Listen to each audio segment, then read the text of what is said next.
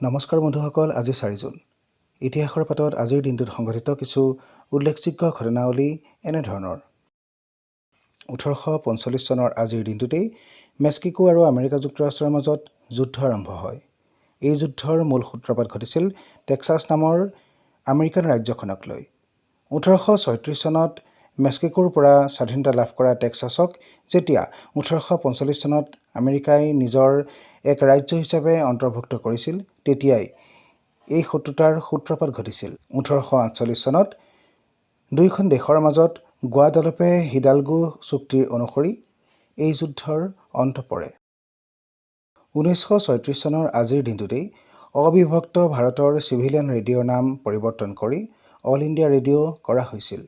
1956 চনত এই অনাতাঁৰ সেৱাক আকাশবাণী নাম দিয়া হয়। ইয়াৰ মূল মন্ত্ৰ বা আদৰ্শ হ'ল বহুজন হিতায় বহুজন সুখায়, অৰ্থাৎ সকলোৰে কল্যাণ আৰু সুখৰ বাবে।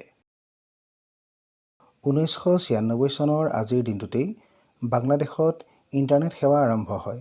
ইনফৰমেশ্যন ছাৰ্ভিচেছ নেটৱৰ্ক আছিল দেশখনৰ প্ৰথম ইণ্টাৰনেট সেৱা প্ৰদানকাৰী বা ISP।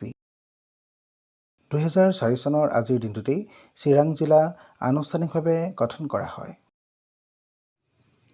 1878 চনৰ আজিৰ দিনটোতেই অটোমান সাম্ৰাজ্যই বৰ্তমান তুৰস্কই ছাইপ্ৰাছ দ্বীপ ব্ৰিটেইনৰ হাতত অৰ্পণ কৰিছিল। আজি ভাৰতীয় জাতীয় কংগ্ৰেছৰ প্ৰতিষ্ঠাতা এলান অক্টেভিয়ান হিউমৰ জন্মদিন। 1829 চনৰ আজিৰ দিনটোতেই তেখেতৰ জন্ম হৈছিল। 1882 চনত চাকৰিৰ পৰা অৱসৰ গ্ৰহণ কৰাৰ পিছত হিউমে ভাৰতীয় শিক্ষিত যুৱকসকলক দেশৰ ৰাজনৈতিক আৰু সামাজিক উন্নয়নৰ বাবে একত্ৰিত হ'বলৈ আহ্বান জনাইছিল। তেওঁৰ সক্ৰিয় প্ৰচেষ্টাৰ ফলতেই 1885 চনৰ 28 ডিচেম্বৰত বম্বাইৰ বৰ্তমান মুম্বাই গকুলদাস তেজপাল সংস্কৃত কলেজত ভাৰতীয় ৰাষ্ট্ৰীয় কংগ্ৰেছৰ প্ৰথমখন অধিৱেশন অনুষ্ঠিত হয়। তেওঁ এই সংগঠনৰ প্ৰথমজন সাধাৰণ সম্পাদক আছিল আৰু 1906 চনলৈকে এই পদত তেওঁ কাৰ্যনিৰ্বাহ কৰিছিল। ৰাজনীতিৰ উপৰিও হিউম আছিল পক্ষী বিজ্ঞানৰ অত্যন্ত অনুৰাগী। তেওঁক ভাৰতীয় পক্ষী বিজ্ঞানৰ পিতৃ বুলি গণ্য কৰা হয়। তেওঁ সমগ্ৰ ভাৰত উপমহাদেশ ভ্ৰমণ কৰি হাজাৰ হাজাৰ চৰাই আৰু চৰাইৰ কণী সংগ্ৰহ কৰিছিল।